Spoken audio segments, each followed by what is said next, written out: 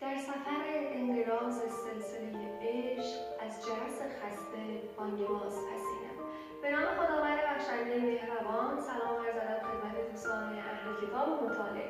نسیم کرمزاده هستم. بسیار ممنونم که بار دیگر توفیق خدمت به شما رزق بنده شد تا در خدمت شما حضور داشته باشم. امروز قرار هستش که با هم در مورد ماشین زمان صحبت بکنیم.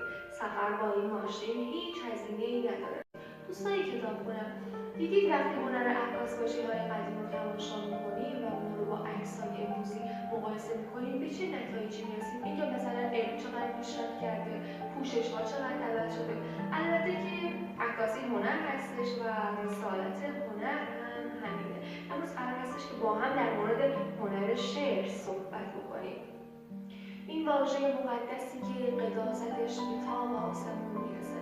امروز معرف کتاب ماه بلند نظر استاد حسین منزوی با عنوان از خاموشی‌ها و فراموشی‌ها از مجموعه اشعار عاشقانه استاد منزوی که این کتاب مقدمش شامل مکتوبی از استاد هستش.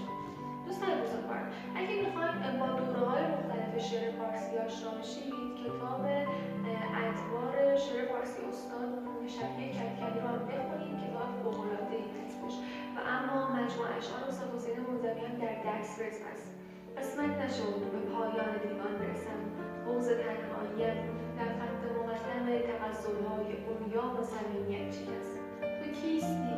با تو من در قاف مسکن دارم، بیت العسل‌های تو بال و پرم داده است. عشق نام توست، نام من عشق است. آیا میشناسیدن؟ سالها پیش شخص شخیص بزرگواری از نصف جهان اصفهان زیبا قدم به زنجان گذاشتند و به آستان بیریا و دیریا استاد حسین منزوی راه پیدا کردند و ماحصلش کتاب